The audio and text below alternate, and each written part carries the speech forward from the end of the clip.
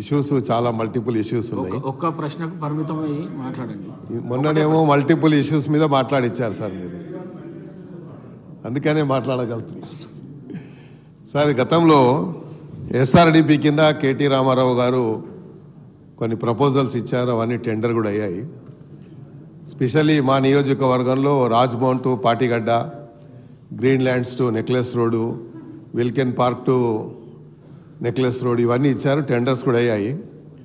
మరి టెండర్స్ అయిన తర్వాత వారి వర్క్ మొదలు కాలేదు. ఎందుకు కాలేదు అనేది ఒకటి అధ్యక్ష. ఇంకోటి, మా నియోజకవర్గంలో ముఖ్యమంత్రి గారి దగ్గరికి స్పెషల్ డెవలప్మెంట్ ఫండ్ కింద మనం ప్రపోజల్ పంపించాము.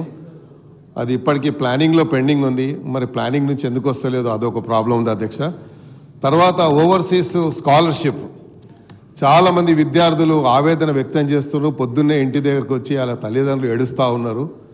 ఆ ఓవర్సీస్ స్కాలర్షిప్ అనేది మనకు తెలుసు, ఎడ్యుకేషన్కి మనం ఎంత ఇంపార్టెన్స్, వెల్త్ అండ్ హెల్త్కి రెండిటికి మనం ఇస్తూ ఉన్నాం. మరి మనం ఇలాంటి అప్పుడు ఆ ఓవర్సీస్ స్కాలర్షిప్ నిన్న నేను మంత్రి గారితో అడిగితే మీరు ముఖ్యమంత్రి గారు చెప్పనంటున్నారు, కన్సర్న్ మినిస్టర్ గారు. నేను లిఖితపూర్వకం కూడా ఇచ్చాను అధ్యక్ష.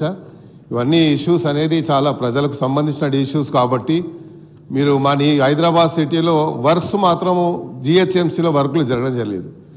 కాబట్టి మేము మళ్ళీ ఇప్పుడు రేపు ఎలక్షన్స్కి వెళ్ళాలి. మొన్న రేజ్ చేసినటువంటి ఈద్గా గ్రౌండ్స్ ఇప్పటి వరకు దాన్ని క్లియర్ చేయలేదు. రేపు నమాజ్ చదువుకునేటువంటి ఇంకా 2 రోజులలో మరి ఈద్ వస్తుంది కాబట్టి నేను నిన్న జెడ్సీ గారితో నిన్న కూడా మాట్లాడాను.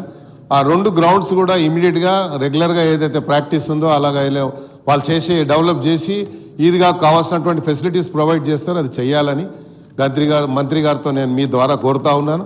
దయచేసి ఈరోజు లాస్ట్ డే కాబట్టి కొంత అందరికీ ఆపర్చునిటీ ఇవ్వండి, వాళ్ళ యొక్క ఆవేదన వ్యక్తం చేసుకోనికి అవకాశం. Thank you sir.